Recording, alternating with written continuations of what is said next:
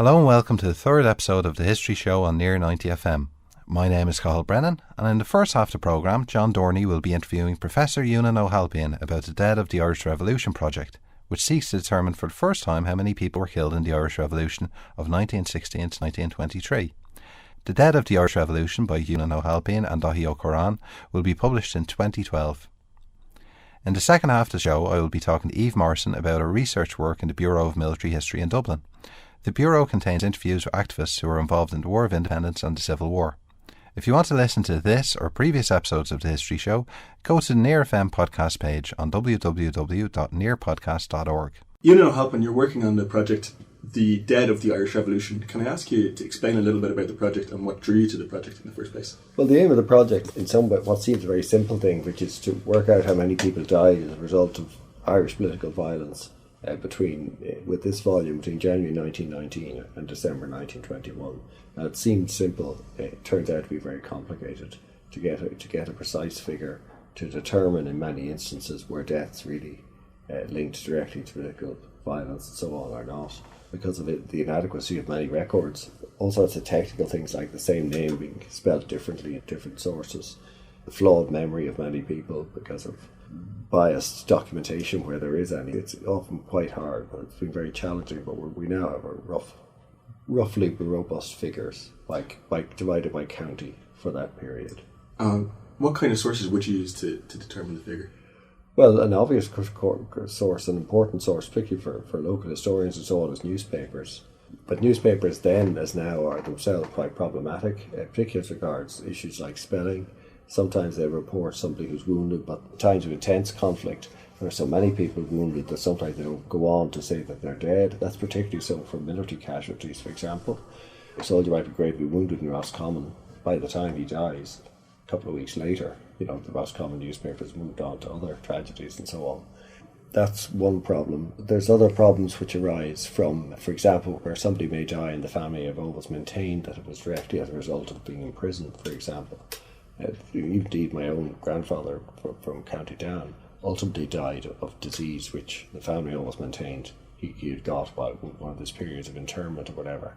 But in that case, he died 22 years after the last time he'd been in prison, so in some ways it would be absurd to count him as a fatality, even though in the family narrative his death is linked directly to what he experienced. There's also problems to do with determining who the people who die are. It's relatively easy to work out who policemen are, regular policemen and soldiers and so on, because by and large they have regimental numbers or they have service numbers and so on, and their deaths are generally relatively well documented.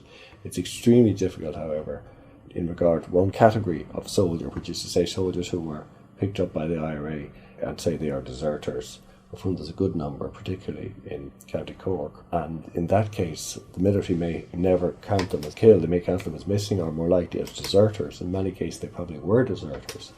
Whereas from the IRA perspective, they very often capture these people, decide to kill them, bury them, and sometimes there's no trace of these people left.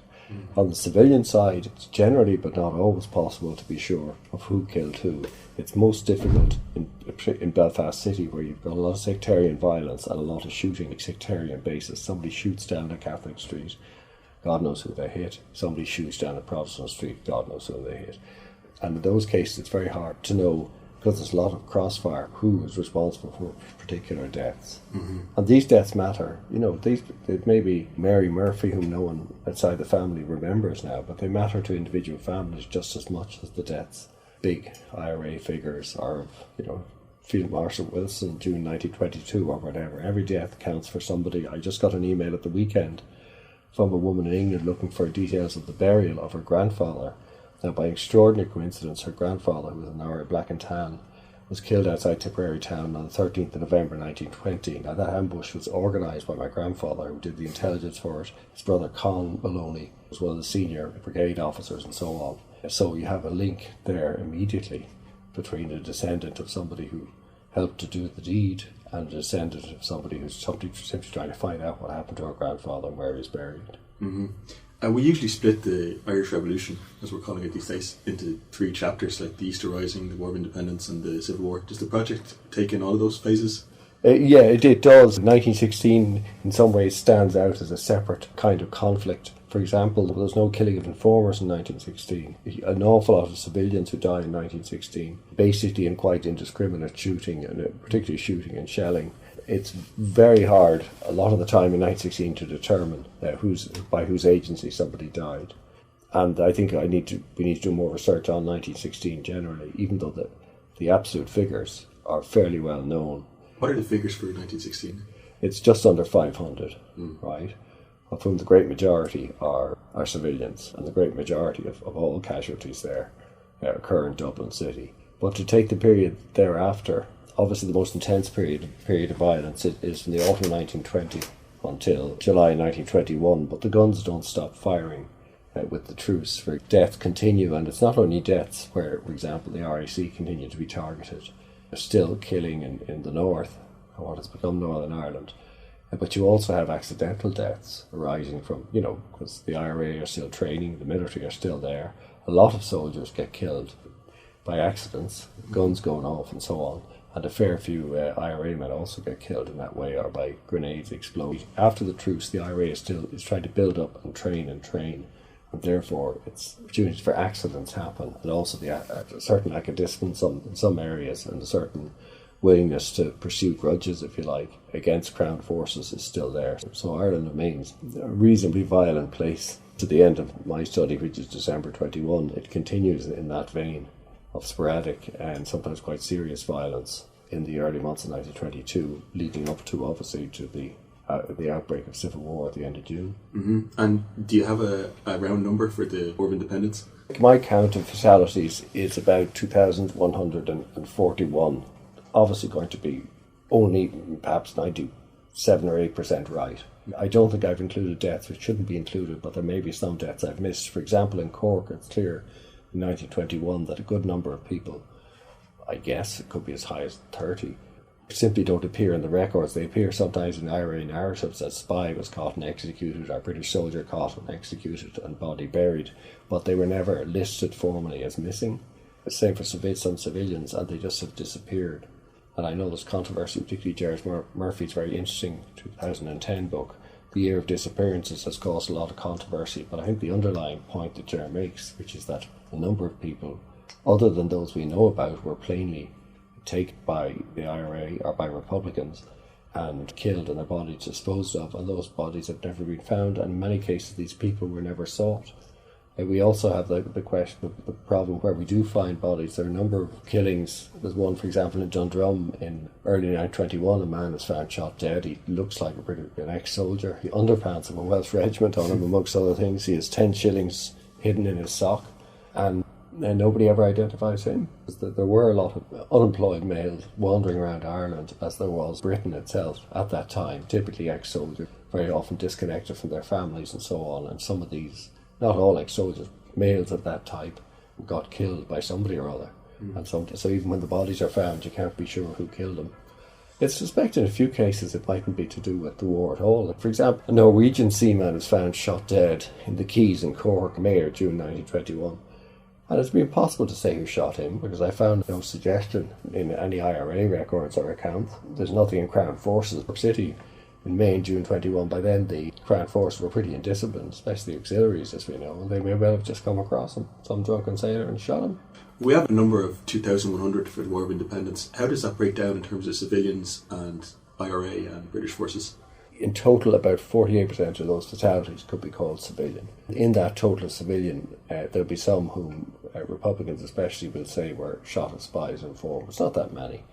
But broadly speaking, you're looking at just over half who could be roughly classified as combatants, to say that they were members of the army, of the IRA, of the RIC or the Dublin police, although they weren't armed, or the auxiliaries in Black and Tans. The proportion of civilian deaths is highest probably in Antrim. We forget about Belfast, but in fact it's part of the story, and it's a very violent place.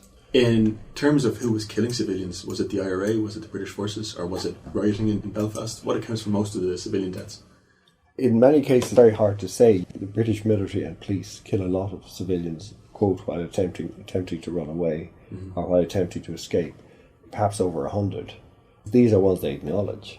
and which are subject to a very cursory military legal process which determines that in almost all cases that the military were justified in firing because the person refused to halt. But within that category, for example, the undisputed category, there are 8 or 9 people who are deaf, and that's accepted why they died. They simply didn't hear challenges. They weren't in the IRA or whatever. There was a girl, a deaf Protestant woman in Belfast, for example, shot by military patrol because she repeatedly failed to heed an order to stop during a curfew, but she was deaf in the stone. Mm-hmm. So you have these curious categories and things. Amongst people shot for failing to halt, the army shoot a good few soldiers. For example, there's a soldier probably drunk coming back into the grounds of the Royal Hospital in Kilmainham on Christmas Eve 1920, and according to the Century, he gave him a warning, gave him another warning, he just kept coming across the fields. Bang, he gets shot dead.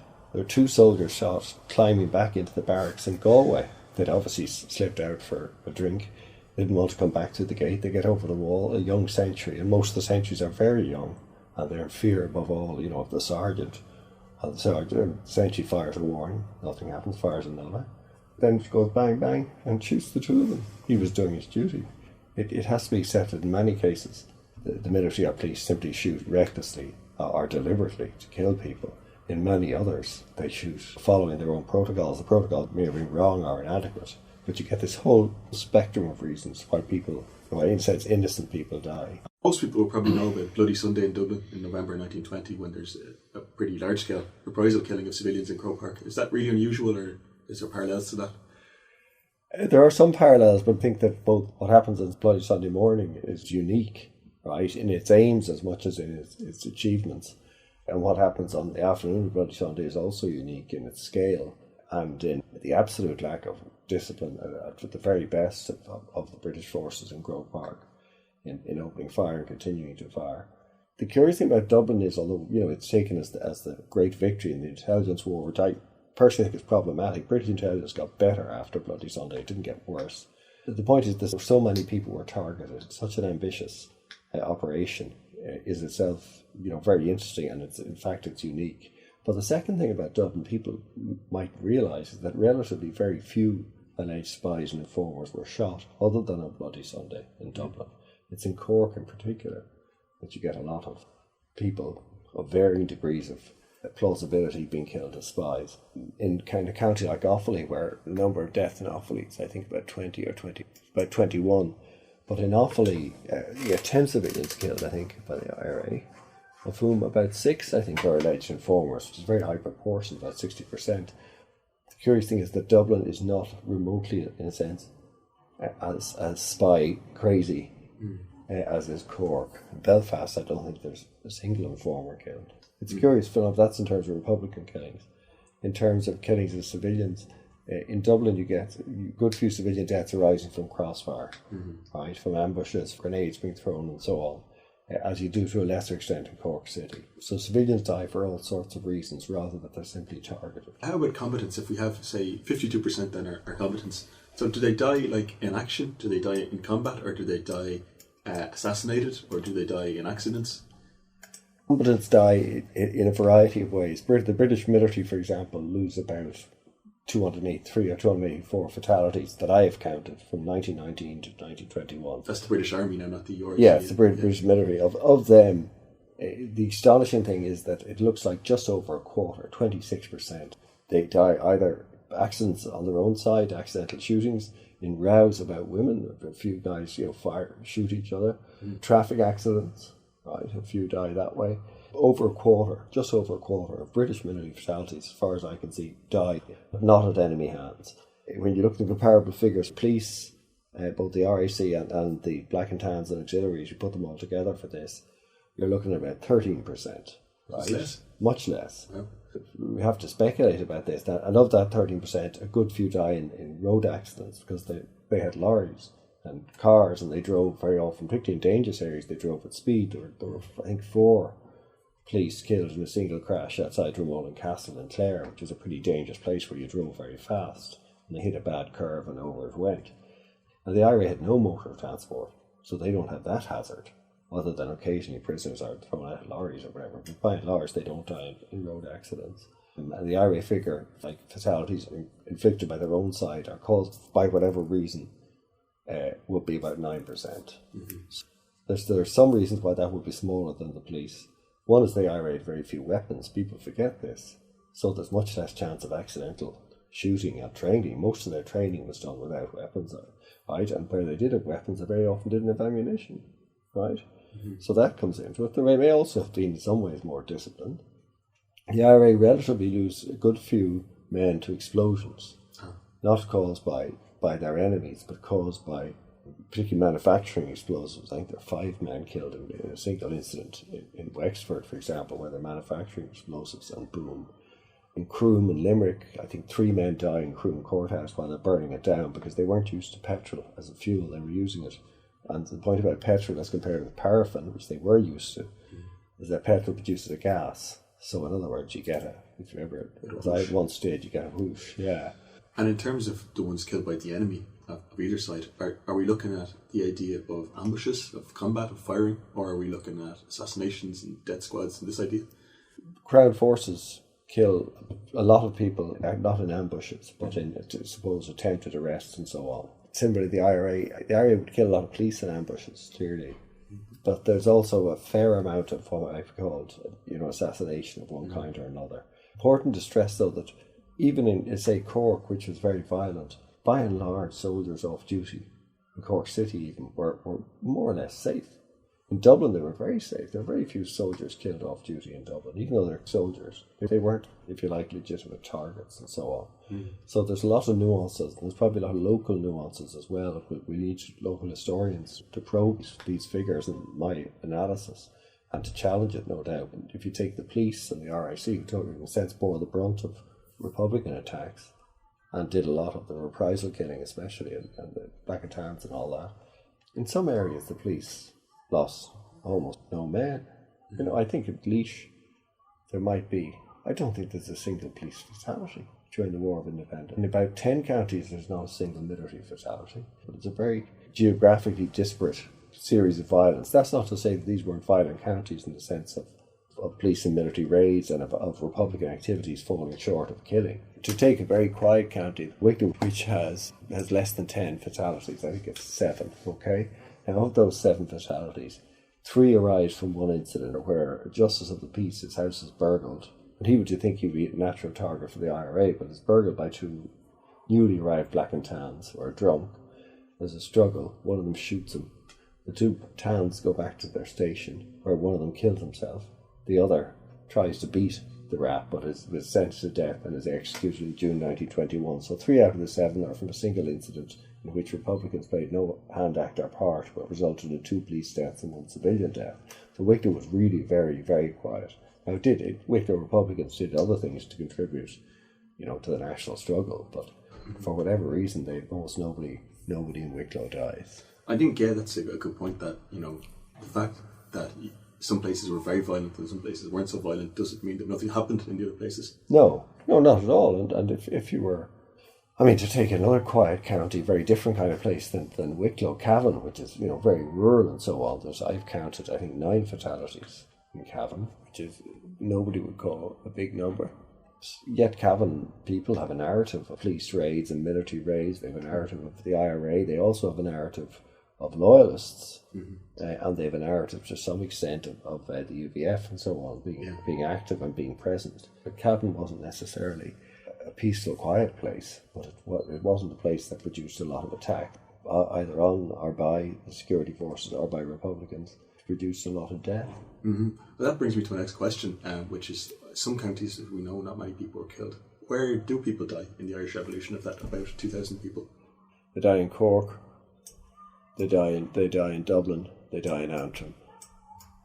Antrim, in fact, is the highest number of civilian deaths. Antrim really means Belfast. Over 90% of fatalities there are civilian. Right. In Cork, it's about 170 from nearly 500. So 500 in total in Cork? Yeah, just under 500, about 170 civilians. So it's a much more violent war, if you like, where a lot of civilians are killed, and a lot of them are killed in targeted killings. Far more security forces and IRA die. Okay? So you've got Cork, Belfast, Dublin? And Dublin, yeah. And Dublin, just over 300, I think it's about 320 in Dublin, maybe a little less. About a third of deaths in Dublin are civilians. Dublin and Cork and even Belfast get a slight, terrible term to use, but a slight premium because people are often brought from elsewhere to Dublin to have big hospitals for care and to die. So, for example, there's a policeman shot in Cavan, but he dies in Dublin, so we count him as a Dublin fatality. So, but this only accounts for maybe 1% of all deaths, but this anomaly arises. Before even the Civil War, there was some violence between nationalists. If you read the newspapers, you'll see between the truce and the outbreak of Civil War, you have 11 months, or more than 11 months. The guns don't stop firing. The place gets much quieter. Step aside from Northern Ireland and the issues there, and conflagration that arises from time to time there. In what becomes the Free State, you have, first of all, the emergence of effectively two contending forces, the Provisional Government forces, what becomes the National Army, and you have the IRA, what becomes the anti-treaty IRA. And secondly, because you have a lack of law and order, because the police are gone, and for all the claims that Republican police can keep order, but very often parts of the country that haven't been very violent during the War of Independence, you do get, if you like, an element of disorder arising from the fact that there's lots of guns around, and there doesn't seem to be any enforceable law, and the people, particularly groups of young men, start taking what they want. You have a series of raids. I'm just thinking near where my dad grew up, around Letterkenny. There's obviously an armed group. In the end, two of them are shot by a farmer who went into a house as they break, but they seem to have broken into a number of houses, killed one or two people before and after Christmas 1921. And they don't seem to be political or claimed as political at all. In Leitrim, you have gangs who come down from the hills like outlaws almost. You have this general, in a sense, problem of indiscipline, or civic indiscipline, whatever you want to call it. Certainly what the press regard, local press, as a continuation of disorder in many places. Westmeath, the Mullingar gets quite rough for a time, for example, and Mullingar had been a pretty sleepy hollow during the War of Independence. With the disappearance of Crown forces and the RIC, and perhaps because of differences between what become the pro and anti-treaty camps, nobody's really checking that the pubs are closing. Mm-hmm. Nobody's guarding the post office and so on, and so you get sort of armed petty crime. Mm-hmm. And the project hasn't finished looking at the Civil War numbers yet, is that right? No, and I think that's going to be a huge challenge. The records for the War of Independence are problematic, but at least there are quite a lot of them. For the Civil War, I think it's going to be very hard. The more I look at it, the harder it gets. We know that for the War of Independence, the press is useful. It's seldom very accurate, even at local level. And for the Civil War, where you press censorship, where communications are even harder than during the War of Independence. In some places, people may not have kept records, and people may not have observed death. It's going to be very difficult. Would your sense be that the final numbers in and around the same as the War of Independence, or lower or higher? Well, it's generally held that it's higher. Seems to be higher. Yeah, and it's over a shorter period.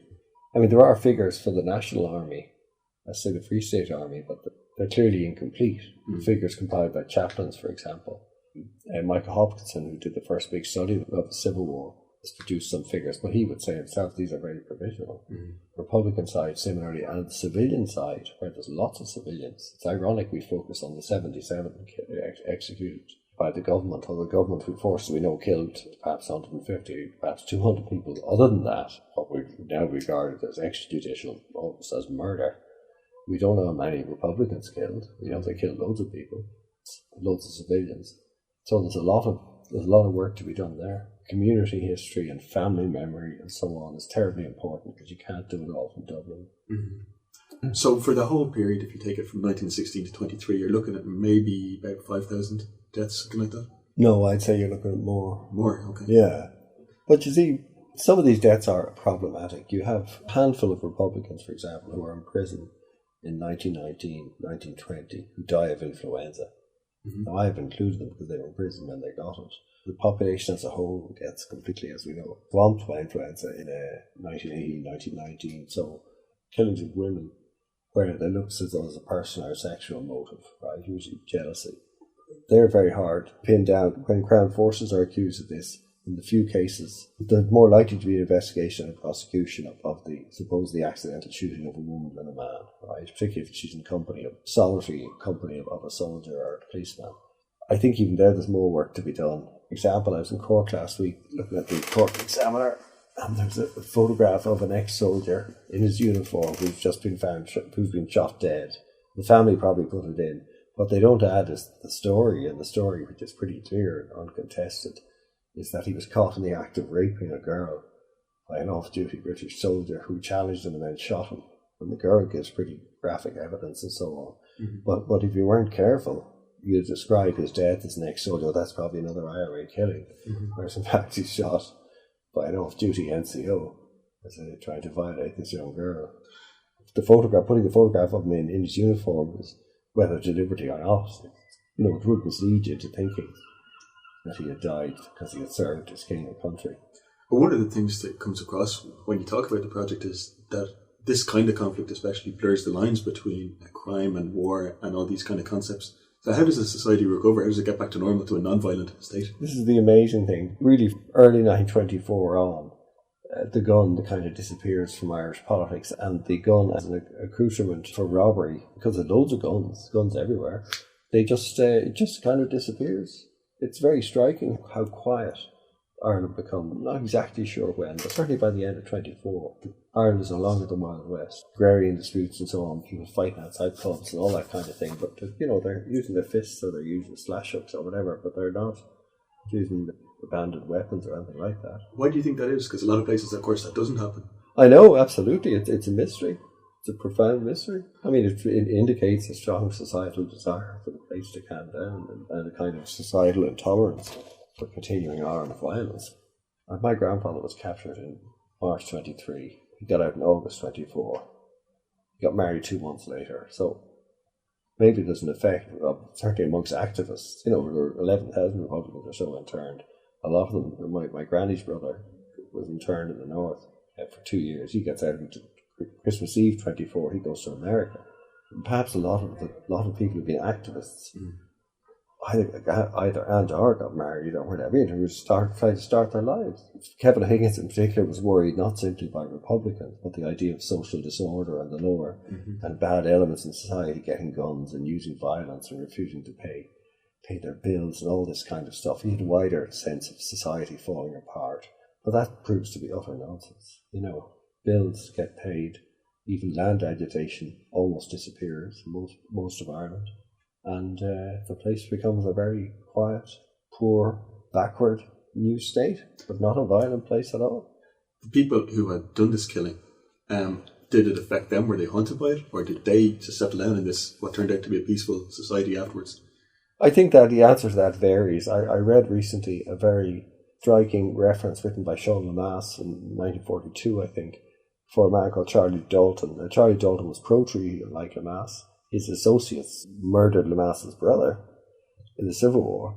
Well, after the Civil War, actually. But Lemass writes a very interesting and quite long, kind of freehand account of Charlie Dalton in November 1912, Bloody Sunday. And he says, look, this guy was very young. We felt he was too young to be with us. He was shaking beforehand. He was absolutely devastated afterwards. He kept telling us to turn off a tap, which is gurgling, because it reminded of something he'd heard that day.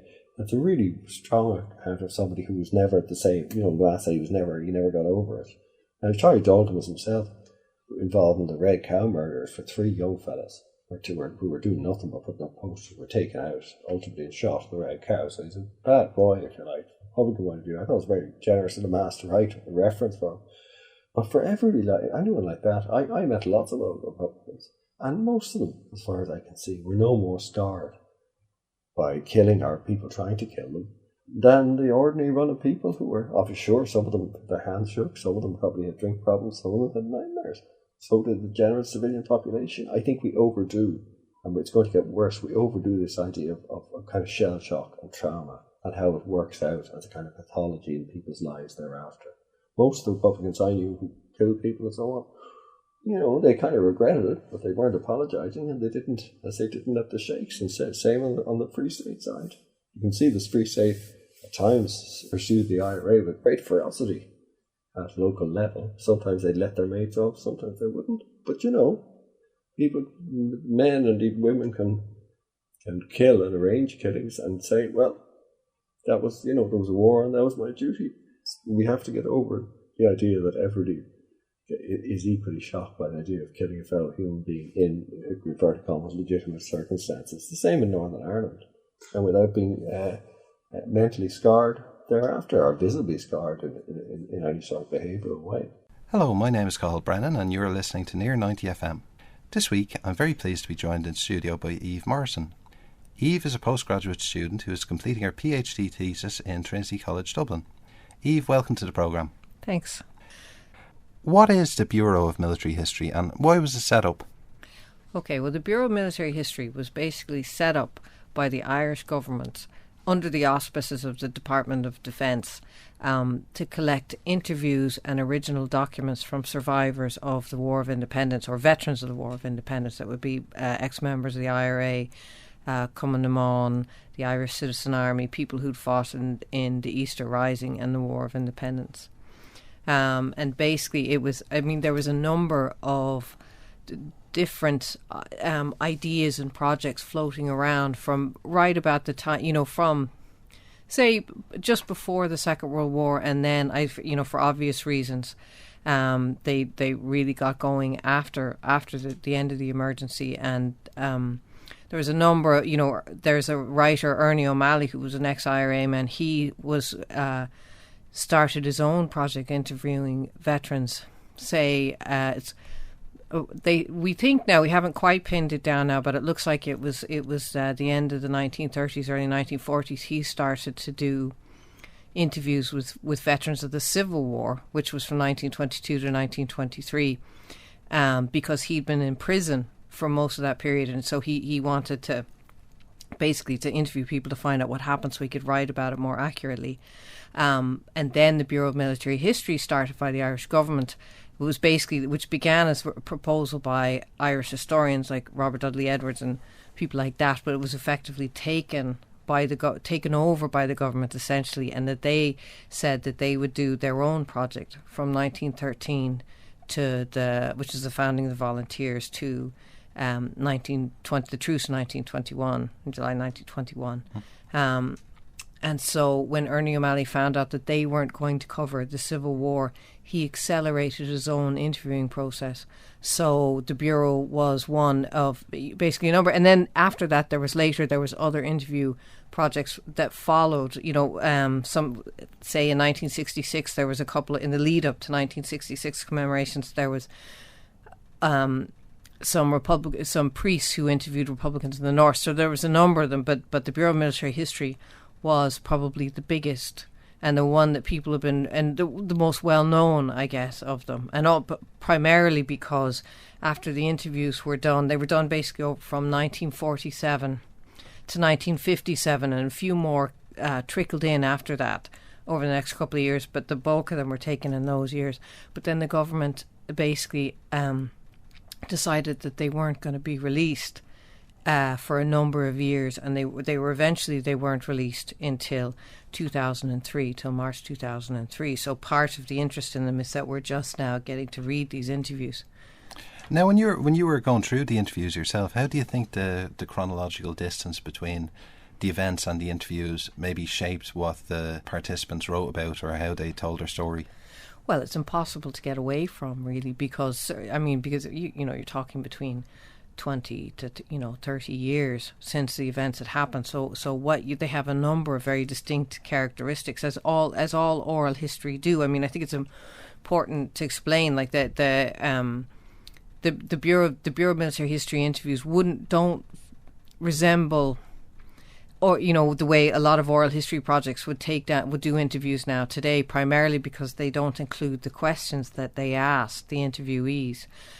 So what you just get is a block of text of the person first person telling their story, and so which in itself creates problems if you're trying to use them as history. You see, because then you have half the conversation isn't there, right? But having said that, what you get is people retelling stories. First, this is very, these are people who were very elderly, generally looking back on their youth.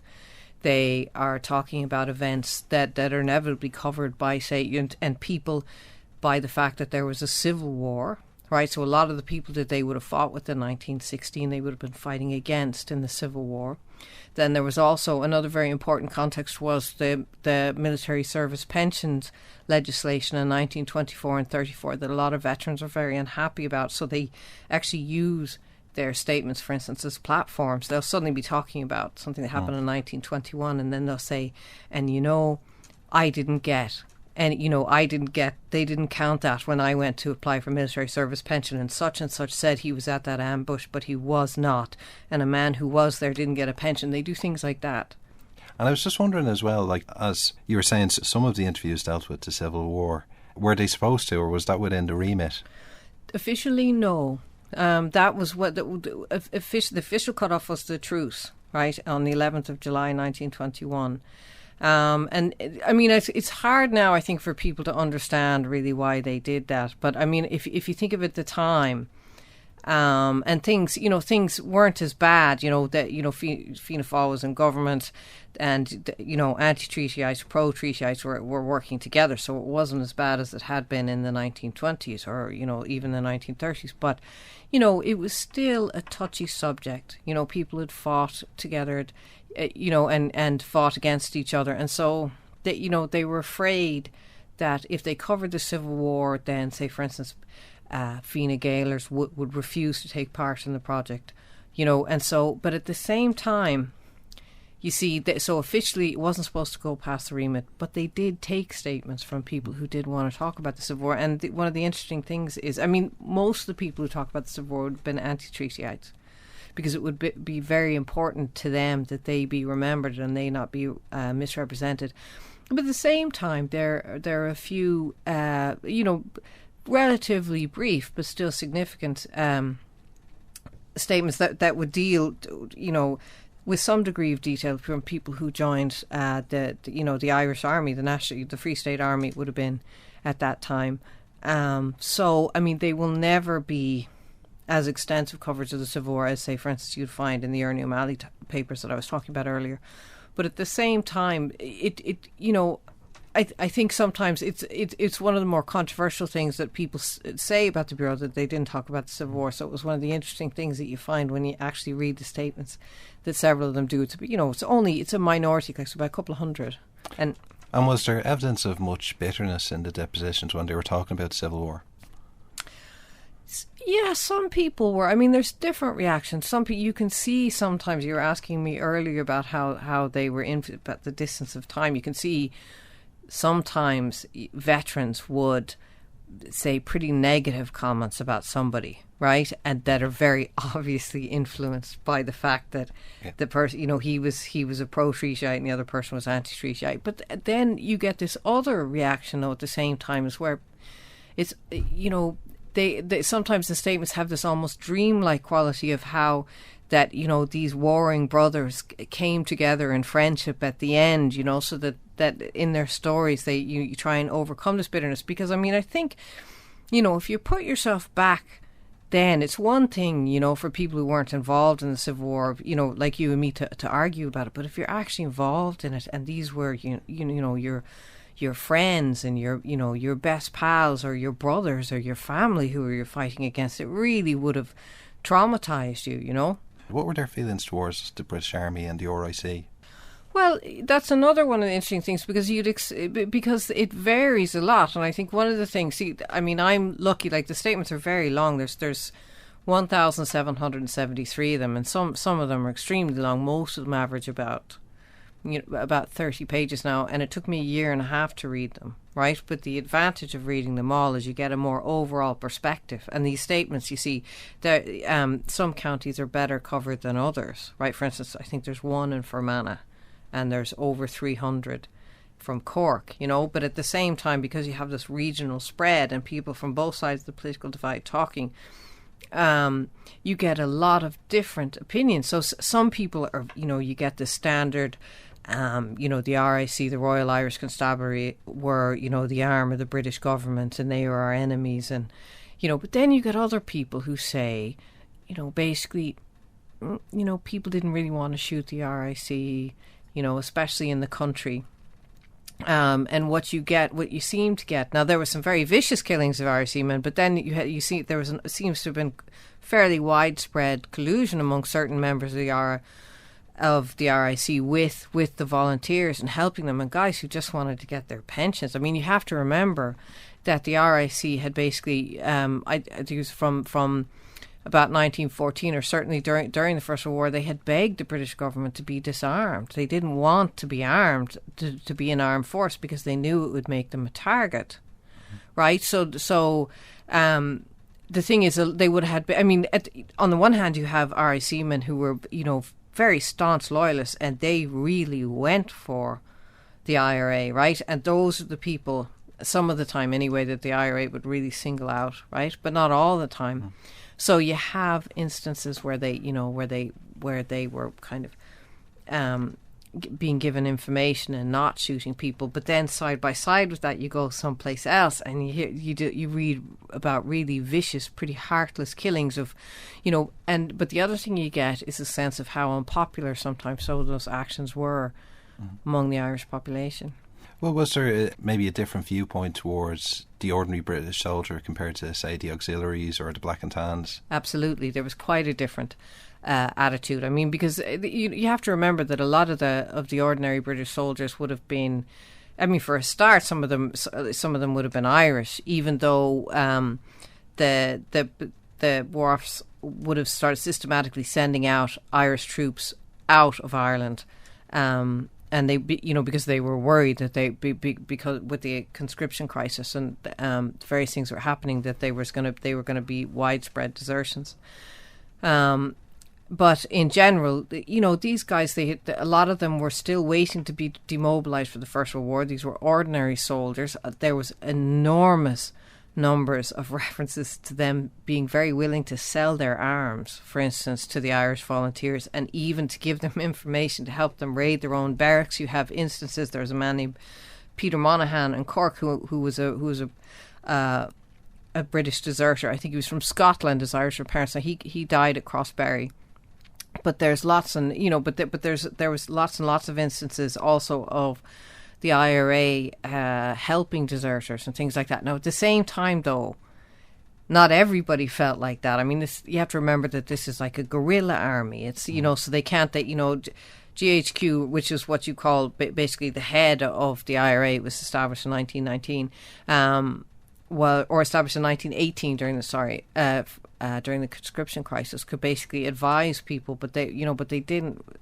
They had a limited capacity to make people do. A lot of the times it was local commanders who decided what happened. And so if a local commander hated British soldiers, ordinary British soldiers, then the relations wouldn't be very good. But lots of the time you hear, that they, British soldiers helped the IRA escape. If you remember that bit in The Wind That Shakes the Barley, for instance, like that's based on that sort of thing happened a lot, and so, but then, if you were arrested by British Tommies and you just killed one of their comrades, they would beat the daylights out of the volunteers, But if they hadn't, you wouldn't. I mean, there's one volunteer in particular who basically people didn't necessarily get fed, right, with any regularity in the prison. So a local Republican, where he was imprisoned in Roscommon, sent in his dinners to this Republican prisoner it was kind of a, thumbing it to basically the British government. And so he started to share his dinner with the soldiers who were guarding him, and they became his best pals, and so it varied a lot. So yeah, but at the same time, even though you do have these instances where there was a certain amount of collusion and friendliness between the RIC, between British soldiers, and even sometimes, very, very rarely, but sometimes auxiliaries and Black and Tans, right? It was still very dangerous, okay? Because there's a good few examples of very friendly RIC men who were helping the IRA who still got shot, and British soldiers who were helping the IRA who still got shot, So when you say that, you have to be careful not to push it too far, right? And one area you would have mentioned there was regional differences. That would have been a controversy after the truce, that some counties maybe hadn't done their bit during the War of Independence or had been very quiet. And I would also wonder as well, the differences in the depositions between IRA men who would have been active in the south and those who would have been active in the area that was to become Northern Ireland as well? Well, yeah, no, certainly. I mean, I think there is a huge variation in the amount of activities from one county and one region to the other, and there's not really just one reason for it. There's several different ones. I mean, what the volunteers would say, and certainly from the less active counties, by and large, was they didn't have any arms, right? And this was a big problem. Okay, even in the most active counties like Cork, for instance, there would be 600 men in a battalion, and they'd have in a battalion, and they'd have 12 rifles, right? And you have to remember that, that what the volunteers needed to stage an ambush was a rifle. They needed a Lee Enfield or something like that. A shotgun wouldn't do; it didn't have the range, right? A Webley pistol or something like that. You can assassinate somebody at close range, but you can't stage an ambush, you see. So you need a certain type of weaponry. And they were, it was hard to come by for various reasons. Now, places like Cork and Dublin, where they were very well, it was started to reorganise quite quickly after the Easter Rising. And they started, attacking individual RIC men or buying guns or soldiers and things like that. So they started getting guns early before people were really prepared. Right, but as the War of Independence went on and areas that were organising later, right, the RIC barracks were more reinforced. You couldn't really take them. People were armed, they were prepared. They started going around in bigger formations, so it became harder and harder to get guns that way. But the thing is, but GHQ's attitude, Michael Collins's attitude was, until you proved yourself, they weren't going to send you any guns. And they were saying, well, how can we prove ourselves if we don't have any guns? So you had this tug of war. And it became kind of a sizable problem. You have instances of their own volition, people, local volunteers from areas going to Britain and trying to secure arms themselves, and which could cause its own problems for GHQ if they got caught, right? Because they wanted to keep, so there was all sorts of instances of that. That's one reason. Also, what the volunteers in some of these areas would say is that it was flat. If it's flat, you can't hide, and there's lots of roads in areas like Kildare. But also, for instance, a hostile local population. If you're asking about the what became Northern Ireland, the volunteers operating in Belfast, I mean, they, what they would say is that it was completely different. You were operating in a situation where about 75% of the population was completely hostile to you, and if they were kind of the loyalist section of that population, they were actively hostile. And then what you would also find in the north is that support for the Republican movement among the nationalist population, the Catholic population, was much lower than it would be in the south, because most of them would have been, in Belfast, they would have been supporters of Joe Devlin and people like that. So they were in a much weaker position, right, and very hostile. So what you see is events in the north have quite a different trajectory of violence and in all sorts of ways. I always think that's bizarre when reading about the 1918 election, that South Armagh would have been one of the areas where Sinn Féin would have been beaten by the Nationalist Party, and we always imagined Sinn Féin to be a heartland of republicanism. Well, it just goes to show you how things have changed, and how dangerous it can be. You see, reading back from the more modern periods of post 1969 troubles, back to the War of Independence, and certainly, I mean, I think that there's been very little research really done on the War of Independence in the north, or that period in the north. Because certainly, for instance, for a lot of Northern volunteers, for instance, the Civil War was a disaster. Now, one thing that you mentioned earlier about your BA thesis, the left's role in the War of Independence and the role of the unions, and also the role of some groups like the CPI and the Irish Citizen Army during the Civil War, there seems to be very little coverage of the independent left's role in the War of Independence. It seems to be purely a fight between nationalism and unionism. Do you think there's more interest now in things like the Munster Soviets and the role of the Communist Party during the Civil War? Is there more interest? I don't know if there's more interest. I mean, the thing is certainly for my topic, you see, would be relatively limited coverage of the left. I mean, there's a few left Republicans in there, right? But very few, and they ended up they're quite a marginalised group, you know. And if you like, and some of them certainly would be among the more bitter, because they really, you know, certainly their ideas of seeing themselves as being the Labour arm of the Republican movement, and it was going to secure something, tended to be quite disappointed. I mean, the thing is I think certainly in the Bureau of Military History, there's about 22 members of the Citizen Army interviewed, and it's almost all about the 1916 Rising. The profile of the Irish Citizen Army after the Rising is very low. Right, and you don't really, and a lot, at least several of the people joined the Irish Volunteers, right, and so it was a really, you know, that's one of the distinctions that you find between the 1916 statements and the War of Independence statements is you know, it has quite a different sense when you read this, you know, the Citizen Army statements and the presence of the Citizen Army there, and you get a certain amount of hostility sometimes between the two groups. Just out of curiosity, how many of the depositions would have come from female activists? It's about 100, just over 150, and most of those, say over a little bit over 2/3 of those would have been members of Cumann na mBan, and then there would have been several women from the Irish Citizen Army. Helena Maloney was one member. She was actually the only female combatant who was interviewed. She was one of the people who stormed Dublin Castle, and I think it was the first day of the Easter Rising. But most of the rest would be, you know, from Cumann na mBan. And what did you find were the most interesting interviews that you came across? The most interesting interviews?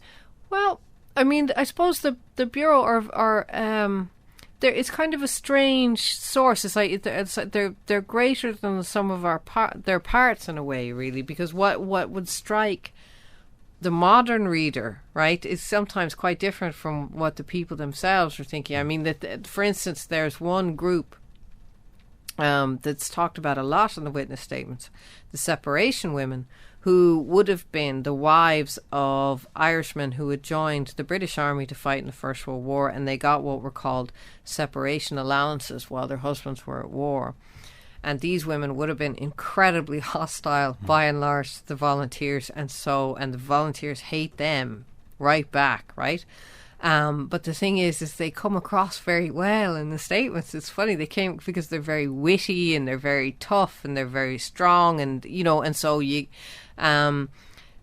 the way that they're actually portrayed in the statements and the way we would look at them now are quite interesting. I mean, and I suppose one of the interesting things that I find about the statements is just that, you know, the modesty of a lot of the volunteers. It's not, I mean, not everybody was like Tom Berry or Ernie O'Malley, or, you know, they said, oh, I was scared, or, you know, one or two of them say, yeah, you know, they stood down from being the OC of a company or something because they didn't feel that they were military strong enough. There was one quite famous, or relatively famous in Dublin anyway, Joseph O'Connor, who has a statement, for instance, that covers the Civil War, in the end of which he talks about basically having a nervous breakdown towards the end of it. And he said, you know, and I mean, not everybody is that frank, you know, but he does. So you get an idea of the stress and the strain, and you also, one of the things I particularly like, which are it's kind of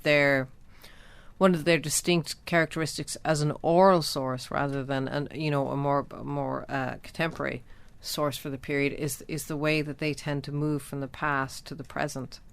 You know, when they will talk about people they knew as children, you know, and then they will go right up to the interview, you know, say something about what was happening in 1954 whenever the interview was taken, and then back to the War of Independence. And they do this wonderful thing. You know, they do, for instance, if they knew each other as children, they tend to call each other, you know, say Liam Tobin, for instance, is Billy, you know, and Sean is Jack. And so they have these, they use the anglicised names when they're talking about people who, if you know, when you read about them now, you know them by their Irish names. I remember you talking about some of the interviews relating to Michael Collins' squad, that they were remarkably open about what they did. They weren't trying to, say, sugarcoat the gory details. How did you find reading those? Well, see, I would say that problem a little bit with the squad interviews is it's not that they sugarcoated them, but they did. There's one or two. There's by one of the volunteers named Joe Leonard now, who just it's hard to understand now what he was thinking of when he did his statement, but it reads a little bit like a gumshoe detective novel or something, but it's very over the top and just jokes about all these people that he killed over and over again, and it's pretty. I'm not sure how well he comes across. I mean, the squad they don't have much problem talking about killing people. Certainly, people like Vinnie Byrne, but at the same time, they tend to, the way they tell the stories sometimes sanitizes them a little bit. I mean, this is partially because of the way the interviews were done, because they were done as a block of text that a person read over afterwards. And one of the things that happens is they tend to clean up the language and make the sentences grammatical and all that. And that's so they're not very reflective of how people speak, right? So that when you compare like a bureau statement from a squad member with an Ernie O'Malley interview, right, that's his notes of what people actually said. So they're much rougher and you get it's much more visceral experience, so, and that's one of the things that can be a bit off-putting sometimes, and it makes that sometimes the bureau statements seem a little bit more disingenuous because they lack that rawness that sometimes the O'Malley ones, but at the same time there's certainly an awful lot of very interesting information in them. Besides that, it's just something that tendency to sanitize things is something you have to watch out for. And also sometimes with their more controversial killings, they just leave them out altogether. I mean, there's two guys who are at Bloody Sunday who don't say it at all, who just make no mention of it at all in their statements. So you have to be careful, and you have to read them in conjunction with other works of history or other primary sources. I mean, certainly if you're an historian, you have to use them with other primary sources. If you're just reading them out of interest, it's good to read them, with other histories, I think. And was there a lot of anger directed towards the Catholic Church, particularly from the Republican side during the Civil War? No. There's a few people who would give out about the bishop's pastoral during Civil War, but apart from that, what really strikes you is how Catholic everybody was and how pious they were. Now, where that comes from, it's kind of hard to know, because when the interviews were done, 40s and the 50s, Ireland was a much more conservative place and a much more, and the Catholic Church was in a much stronger position then than it had been during the War of Independence. So you don't know how much this is their religiosity that they acquired subsequently, or as a reflection at the time. But at the same time, having said that, the flying columns would go home or would go to Mass on Sundays, right? It was one of the places, and then likely it's not the British Army waiting outside to arrest them because they knew that this was happening, or the priest would come out and give and hear people's confessions and things on Sunday. So there's an awful, so I suppose you call it the Catholicity of a lot of the volunteer movement is a very strong sense. So there's almost to answer your question, there's almost no anti-clericalism of, say, what you'd expect to find among European equivalent movements at all. And is there any plan to put the interviews up online? Well, apparently there are, and I think the problem is money, as far as I know, because of the current economic climate. It's going to be difficult, but there certainly have been plans afoot, and I hope they do. I mean, the thing is, lots of public libraries, I think it's Tipperary, have put up some of the statements online, and a couple of public libraries have done, and they're making them more accessible. And if they don't have the actual statements, they tend to list them. I mean, really, I think the statements are becoming probably... I think they're coming to dominate, really, at the moment, a lot of historical representations, and they're accessed by lots of people who wouldn't necessarily be historians. Thank you very much. That was Eve Morrisson from Trinity College Dublin. You can check out our website on www.near.ie. Thank you for listening.